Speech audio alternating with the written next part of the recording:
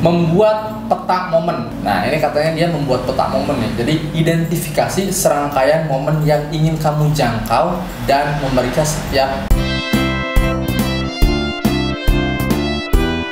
Mari nge-vlog di Kebunisen. Assalamualaikum warahmatullahi wabarakatuh. Selamat datang di vlognya Kebunisen. Oke teman-teman, kali ini kita punya tips-tips bisnis nih. Yang ini tentu aja bisa berguna buat teman-teman yang lagi bisnis tentunya. Betul sekali. Nah, seperti apa sih tips kali ini? Oke. Tips kali ini datang dari digitalmarketingschool.id. Mantap. Oke. Kita sambil belajar juga ya. Dan sekalian langsung share biar bermanfaat buat teman-teman UMKM. Betul.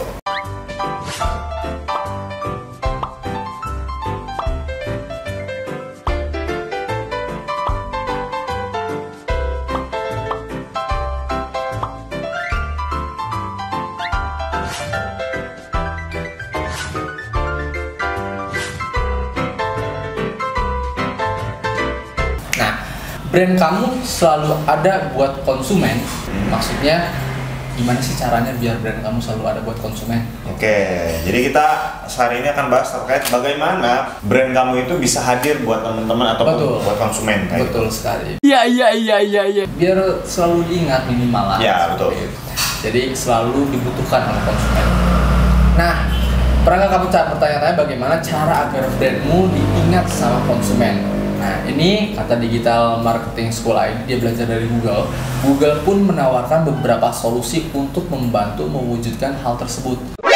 Nani? Jadi Google itu udah lebih dulu waktu dulu ya. Gimana caranya biar konsumen tuh selalu ingat sama Google. Nah, membuat peta momen. Nah, ini katanya dia membuat peta momen nih. Jadi, identifikasi serangkaian momen yang ingin kamu jangkau dan memeriksa setiap fase penting dalam perjalanan konsumen.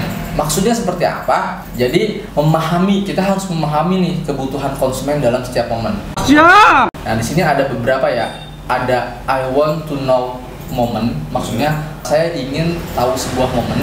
Kemudian juga I want to go moment, saya ingin membuat sebuah momen. Atau juga I want to do moment, saya ingin melakukan sebuah momen. Dan yang terakhir adalah I want to buy moment, saya ingin membeli sebuah momen. Oh my god. Gitu. Nah, itu semua tuh harus ditanamkan di dalam usaha kalian. Jadi pada setiap momen pastikan posisi diri kamu sebagai konsumen gitu. Apakah yang bisa membuat websitemu atau misalnya usahamu menangkap semua hal tersebut. Misalnya I want to moment, kamu ingin ngapain sih di dalam usaha seperti itu. Atau misalnya dalam berselancar di dunia maya, ini kan kita lagi berbicara Google nih ya. Di dalam Google tuh kamu pengen ngapain sih biasanya kalau I want to moment? Misalnya mencari sebuah video edukasi, ya nggak sih? Terus I want to buy moment gitu. Misalnya apa sih yang ingin kamu beli dengan berselancar di Google, ya nggak? Google pun menyediakan hal tersebut. I want to do moment, misalnya kamu ingin melakukan apa sih di Google seperti itu. Jadi kita harus memetakan setiap momen-momen tersebut. Oke, pemetaan momen berarti ya? Ya, pemetaan momen. Yang tadi ada 4. Ada 4 seperti itu. Nah, jadi gunakan konteks untuk memberikan pengalaman terbaik. Jadi perhatikan konteks seperti lokasi dan waktu untuk memberi pengalaman dan pesan-pesan bersifat personal sesuai dengan momen yang ada. Jadi kita harus memetakan juga mulai dari waktunya, kemudian misalnya lokasinya dan lain-lain seperti itu. Jadi biar kalian tuh nggak salah membaca data gitu. Misalnya kalau kalian mau bikin usaha, ya harus tahu nih jam-jam yang ramainya itu jam berapa pada saat orang berkunjung ke tempat usaha kamu seperti itu. Iya. Dengan mapping seperti itu kita nggak bakal salah baca data ya? Ya, seperti itu. Kemudian juga optimalkan pengalaman konsumen. Nah, kalau misalnya kita berbicara di dunia maya nih ya, pastikan seluruh platform atau channel media sosial kamu seperti website, kemudian marketplace, sosial media, semuanya berjalan optimal gitu. dan mengerucut pada satu channel. Misalnya kalau di Kebun Desain kita tuh lebih aktifnya di Instagram ya Bu ya. Nah kemudian kita menempatkan Linktree misalnya tuh di dalam Instagram tersebut. Nanti bisa di searching oleh si konsumen kita, mau ke website kah, mau ke mana, YouTube kah gitu, mau ke WA langsung, atau juga mau ke kebundesain.net untuk order atau untuk mengetahui tentang jasa sosial media. Nah seperti itu. Jadi benar-benar harus dioptimalkan. Kemudian ukur setiap momen yang penting. Jadi ROI ya, atau return on investment pada momen-momen tertentu mungkin belum dapat diukur, tapi jika kamu menggunakan estimasi yang kredibel untuk memastikan tidak ada yang terlewat. Maksudnya apa? Maksudnya kalian harus benar-benar memanfaatkan si channel-channel tadi. Misalnya ketika memang di Instagram tuh suka ada insight kan ya? Iya.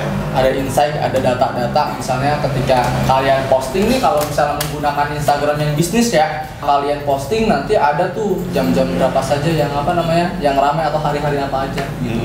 Nah momen-momen yang seperti itu tuh jangan sampai dilewatkan. Oke ya, itu ya kita belajar terkait dengan pemetaan momen. Iya. Dimana kalau kita bisa memetakan itu dan bisa membaca itu, artinya nanti kita akan bisa memaksimalkan strategi marketing kita. Nice. Soalnya kalau kita nggak bisa baca momen, nggak bisa memetakan itu, nggak belajar itu ya, nanti kita misalkan promosi di waktu yang salah, promosi bikin acara misalkan di tempat yang salah. Nah, seperti itu. Kayak gitu ya. Jadi balik lagi, mengacu lagi ke si Google tadi. Jadi Google tuh membaca kira-kira konsumen tuh ingin melakukan apa, konsumen itu pengen membeli apa. Kalau misalnya bahasa Indonesia ya tadi ya I want to itu ya. Jadi terjemahnya seperti itu. Konsumen ingin melakukan apa, konsumen ingin belajar apa, konsumen ingin membeli apa, semuanya udah disediakan di Google. Iya. Jadi kalian pun harus seperti itu ya, gitu dalam berwirausaha. Oke, itu ya, mudah-mudahan bermanfaat. Di like kalau suka, di komen juga kalau ada pertanyaan buat diskusi. Betul. Di subscribe juga, jangan lupa juga di share ya, ke teman-teman yang lain. Biar bermanfaat buat teman-teman. Betul banget. Thank you, sampai jumpa di vlog kita selanjutnya. Bye bye.